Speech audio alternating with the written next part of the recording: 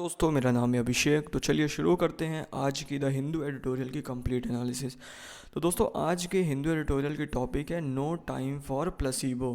अब दोस्तों प्लसीबो मतलब सबसे पहले समझते हैं। प्लसीबो हम कहते हैं दोस्तों नकली दवाइयों को, ठीक है। फेक ड्रग्स जो होती हैं उनको हम लोग प्लसीबो कहते हैं। मतलब जो दिखने में तो एक्चुअल दवाई जैसी दिखती है, लेकिन होता क्या है दोस्तों कि उसमें कुछ ऐसे ड्रग्स मिलाए जाते हैं, कुछ ऐसे केमिकल्स मिला दिए जाते हैं जिससे कि उसका कोई इफेक्ट नहीं होता या फिर जिससे उसके एडवर्स इफेक्ट होने लगते हैं। तो टॉपिक में कहा जा रहा है दोस्तों नो टाइम फॉर प्लेसिबो, मतलब कि नकली दवाइयों के लिए बिल्कुल भी समय नहीं है, नकली दवाइयों की कोई भी जगह नहीं होनी चाहिए, ठीक है।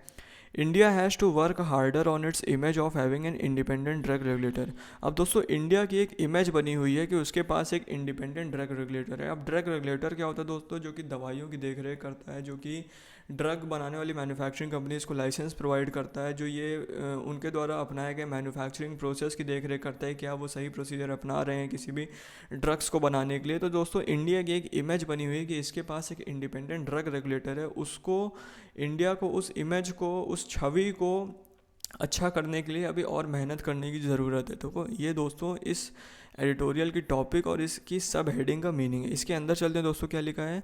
India's apex drug regulator the central drugs standard control organisation CDSCO। दोस्तों इंडिया का जो एपेक्स ड्रग रेगुलेटर, एपेक्स मतलब दोस्तों सबसे ऊपर, मतलब सबसे बड़ा ड्रग रेगुलेटर जो है, जिसका नाम है central drugs standard control organisation, CDSCO इसका शॉर्ट फॉर्म है, has barred Haryana based Maiden Pharmaceuticals Limited from manufacturing medical drugs. अब दोस्तों उसने क्या किया है, इंडिया का जो ड्रग रेगुलेटर है जिसका नाम CDSCO है, उसने हरियाणा बेस्ड एक कंपनी है, एक फार्माक्यूटिकल्स मतलब ड्रग्स बनाने वाली कंपनी है जिसका नाम है मेडन फार्माक्यूटिकल्स लिमिटेड, उसको बेयर्ड कर दिया है, उसको रोक दिया है कुछ स्पेशल मेडिकल ड्रग्स बनाने से। मतलब उसको कुछ मैन्युफैक्चरिंग करने से रोक दिया है। अब क्या मैन्युफैक्चरिंग करने से रोका है वो आगे बढ़ते हैं दोस्तों, क्या लिखा है? This was after some of the cold and cough syrup it manufactured and exported to the Gambia were marked out by the World Health Organization as being linked to deaths of 66 children there। अब दोस्तों जो CDSCO के द्वारा ये action लिया गया है वो किस लिए लिया गया है दोस्तों? क्योंकि दोस्तों इस कंपनी ने, जो ये मेडन फार्माक्यूटिकल्स लिमिटेड कंपनी थी, इसने कुछ ड्रग्स, कुछ कफ सिरप्स, कुछ खांसी सही करने वाली जो सिरप्स नहीं आती हैं, उनको एक्सपोर्ट किया था गाम्बिया में। अब गाम्बिया दोस्तों ये वेस्ट अफ्रीका में एक छोटी सी कंट्री है, बहुत पुअर कंट्री है। वहाँ पे इसने कफ सिरप एक्सपोर्ट किए थे और वहाँ पे दोस्तों इन कफ सिरप को पीने के बाद 66 चिल्ड्रंस की मौत हो चुकी है, ठीक है। 66 छोटे छोटे चिल्ड्रंस जो है वो मर चुके हैं इन कफ सिरप्स को पीने के बाद। ऐसा वर्ल्ड हेल्थ ऑर्गेनाइजेशन के द्वारा आरोप लगाया गया है इंडिया के इस फार्माक्यूटिकल्स लिमिटेड कंपनी के ऊपर, ठीक है। क्या बोला जा रहा है दोस्तों? The concoctions were apparently contaminated with diethylene glycol DEG and ethylene glycol that may have caused acute kidney failure. अब दोस्तों कॉन्कोशंस हम कहते हैं किसी भी मिश्रण को, हिंदी में मिश्रण हो सकता है या फिर मिक्सचर हो सकता है इंग्लिश में। तो दोस्तों ये जो कफ सिरप का मिक्सचर था, इसमें आरोप लगाया जा रहा है कि इसमें कंटेमिनेटेड था डाई इथिलीन ग्लाइकॉल। मतलब कंटेमिनेटेड मतलब कोई चीज़ दूषित करती है ना किसी चीज़ को, तो उसको हम कंटेमिनेटेड कहते हैं। कि इसमें दोस्तों डाई इथिलीन ग्लाइकॉल प्रेजेंट था, और इथिलीन ग्लाइकॉल जो कि बॉडी के लिए बहुत ही हार्मफुल केमिकल होता है, जिससे दोस्तों वहाँ के जितने भी बच्चे थे, वहाँ पे 66 चिल्ड्रंस की मौत की खबर आई ना, तो वहाँ पे उन चिल्ड्रंस की किडनी फेलियर हो गए थे इस कफ सिरप को पीने के बाद, ठीक है। Indian government has said that a full report from WHO establishing a clear causal link is awaited। अब दोस्तों भारत सरकार का कहना है कि हमने WHO से एक फुल रिपोर्ट मंगवाई है और अभी भी हम इसका इंतज़ार कर रहे हैं कि इस एक्चुअली में इसका क्या कारण था जिसकी वजह से हमको इतनी मौत देखने को मिली है, ठीक। तो उसके आगे क्या लिखा है दोस्तों? The union health ministry has constituted a technical committee to advise the government on its future course of action against the committee। अब दोस्तों हमारे देश की जो यूनियन हेल्थ मिनिस्ट्री है उसने एक टेक्निकल कमेटी का गठन किया। मतलब उसने एक टेक्निकल कमेटी, एक टेक्निकल टीम का गठन किया है जो कि गवर्नमेंट को अपने फ्यूचर एक्शंस के बारे में अवगत कराती रहेगी, ठीक है। The provisions of India's drugs and cosmetics act. अब दोस्तों इंडिया में ड्रग्स वगैरह से रिलेटेड एक एक्ट होता है जिसका नाम है ड्रग्स एंड कॉस्मेटिक्स एक्ट। तो उसके अंदर जो प्रोविजंस है, उसके अंदर जो लॉज है, उसके अंदर जो कानून है इन थ्योरी, वो थ्योरी के हिसाब से ये कहते हैं दोस्तों, come down heavily on manufacturers for making adulterated drugs. मतलब कि सर अगर कोई मैन्युफैक्चर एडल्ट्रेटेड ड्रग्स बनाता है, एडल्ट्रेटेड मतलब कि मिलावटी ड्रग्स बनाता है, नकली ड्रग्स बनाता है, तो उस एक्ट के ज़रिए उन पे सीवियर पनिशमेंट का कानून है, मतलब कि उनको सीवियरली पनिश किया जाएगा and on gross violation of prescribed manufacturing practices. और दोस्तों इस एक्ट के अंदर कुछ मैन्युफैक्चरिंग प्रैक्टिसेस प्रिस्क्राइब्ड की गई हैं कि आपको ऐसे ऐसे स्टेप्स लेके ही किसी भी दवाई को बनाना है। तो अगर आप उसका पालन नहीं करते हैं, अगर कोई भी मैन्युफैक्चरिंग कंपनी उसका पालन नहीं करती है, तो उसके लिए 10 साल की जेल की सज़ा है और 10 लाख का जुर्माना है। ठीक है, इतनी ज़्यादा सज़ा लिखी हुई है ड्रग्स एंड कॉस्मेटिक्स एक्ट में।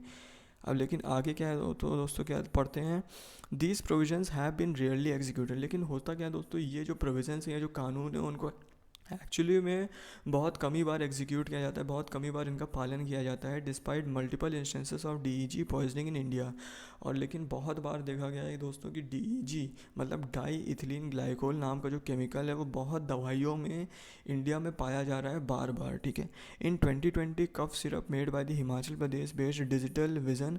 अब दोस्तों 2020 की बात है, अभी 2 साल पहले की बात है दोस्तों। हिमाचल प्रदेश की एक कंपनी थी जिसका नाम था डिजिटल विजन। उसने जो कफ सिरप बनाए थे उसको पी के जम्मू और हिमाचल प्रदेश में 13 बच्चों की मौत हो गई थी। ठीक है, test showed the presence of DG, और वापस सब जब टेस्ट किया गया तो उसमें भी पाया गया कि इसमें डीजी था। क्या था? डाइथिलीन ग्लाइकोल नाम का केमिकल था। ठीक है, other inspections by regulatory bodies found that digital vision वही कंपनी का नाम है, हिमाचल प्रदेश वाली कंपनी का नाम है। तो दूसरे जो निरीक्षण किए गए थे, दूसरे जो इंस्पेक्शंस किए गए थे रेगुलेटरी बॉडीज़ के द्वारा, उसमें क्या पाया गया था, that it had violated mandatory manufacturing practices. अब दोस्तों ये मैन्युफैक्चरिंग प्रैक्टिस उन्हीं प्रैक्टिसेस की बात की जा रही है जो कि इस ड्रग्स एंड कॉस्मेटिक्स एक्ट में लिखे हुए थे। ठीक है, बोला जा रहा है कि दोस्तों दूसरे इंस्पेक्शंस जब किए गए इसके ऊपर तो ये भी पाया गया कि ये वो प्रॉपर मैन्युफैक्चरिंग प्रैक्टिसेस को अपनाते ही नहीं थे, जिसकी वजह से दोस्तों वो डीईजी की कंटेमिनेशन को रोक सकते थे, मतलब वो इंश्योर कर सकते थे कि डीईजी उसमें ना पाया जाए। तो ऐसा कोई प्रोसीजर वो अपनाते ही नहीं थे। कौन नहीं अपनाता था? डिजिटल विजन कंपनी, जो कि हिमाचल प्रदेश की थी। ठीक है, however there have been no successful prosecutions. लेकिन दोस्तों हो क्या रहा है कि कोई भी अभी तक सक्सेसफुल प्रोसिक्यूशंस नहीं हो गए। मतलब प्रोसिक्यूशन मतलब होता है किसी को कोर्ट में घसीटना। मतलब अभी तक इस ड्रग कंट्रोलर ने, जो हमारे देश की ड्रग कंट्रोलर है, उसने अभी तक किसी भी आरोपित को, किसी भी दोषित को कोर्ट में नहीं घसीट पाया है। Because as in other instances of adulteration there is little sustained follow up to prove to the courts and the products for directly responsible for the death. क्योंकि दोस्तों इनके द्वारा प्रॉपर फॉलो अप लिया ही नहीं जाता। सस्टेन मतलब होता है लगातार किसी का आप फॉलो अप करते हैं कि अगर कोई दोषित है तो लगातार आप उसके पीछे पड़े हैं, सबूत निकालने की कोशिश करें। लेकिन इन्होंने ड्रग कंट्रोलर जो है, इन्होंने कोई ऐसा सीरियस एफर्ट दिखाया ही नहीं ताकि वो कोर्ट में कुछ ऐसा प्रूव कर सकें कि हाँ जो डेथ्स हो रही हैं वो इन्हीं के द्वारा बनाई गई दवाइयों से ही हो रही है। ठीक है, तो मतलब ढिलाई बढ़ती जा रही है हमारे देश में जो ड्रग कंट्रोलर है उनके द्वारा। ठीक, इसके आगे क्या लिखा है दोस्तों, given that the deaths in the Gambia have evoked an international outcry. अब दोस्तों इवोक्ड मतलब होता है किसी चीज़ को पैदा करना, इंटरनेशनल आउटक्राई मतलब होता है, आउटक्राई मतलब होता है दोस्तों प्रोटेस्ट। अब दोस्तों बोला जा रहा है as it was highlighted by WHO के द्वारा आरोप लगाया गया है कि दोस्तों ये जो गाम्बिया में डेथ्स हुई हैं इसके वजह से एक इंटरनेशनल प्रोटेस्ट देखने को मिल सकता है।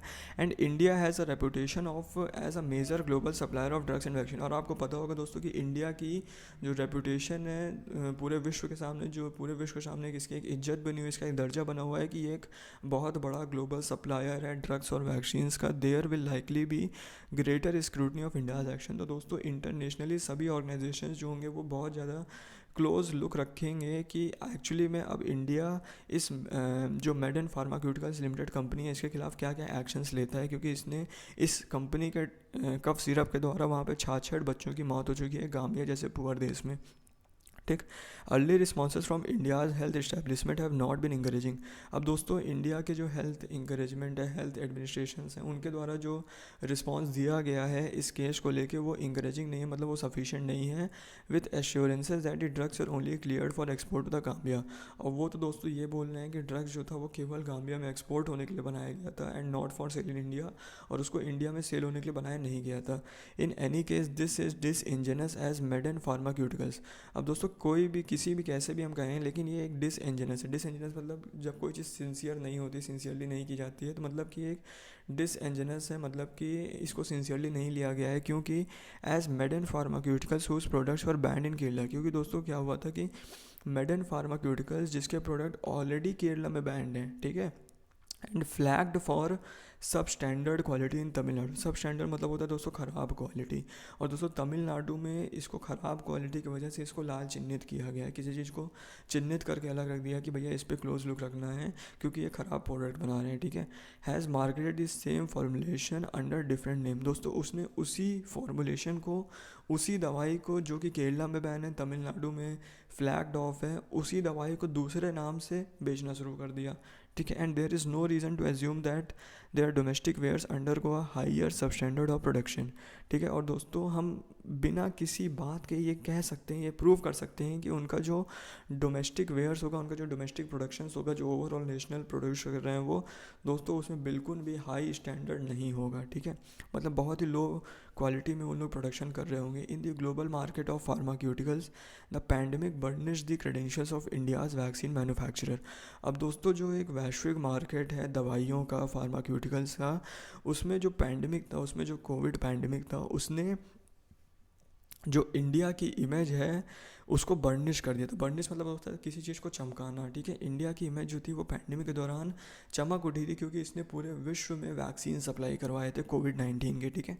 To rise up the value chain whether it be vaccines और ड्रग्स। अब दोस्तों इस वैल्यू चेन को अगर हमको बढ़ाना है, अगर हमको ओवरऑल एक्सपोर्ट्स को बढ़ाना है, इंपोर्ट्स को कम करना है, ओवरऑल हमको वैश्विक गुरु बनना है दवाइयों का, तो हमको India has to work harder at its image of having an impartial and independent regulator. तो इंडिया में एक दोस्तों इम्पार्शल और इंडिपेंडेंट रेगुलेटर होने की बहुत ज़्यादा सख्त ज़रूरत है, जो कि सभी तरीक़ों से उसके पास सब राइट्स हो, किसी को भी बैन करने के लिए, किसी को भी लाइसेंस प्रोवाइड करने के लिए। मतलब एक इंडिपेंडेंट बॉडी होनी चाहिए, किसी भी चीज़ का उसमें इफेक्ट नहीं होना चाहिए। तो इससे क्या होगा दोस्तों, हमारे देश का इंटरनेशनली ट्रस्ट बढ़ेगा और डोमेस्टिकली भी हमारे जो घर के लोग हैं उनका भी हमारे देश की दवाइयों के ऊपर ट्रस्ट बढ़ेगा।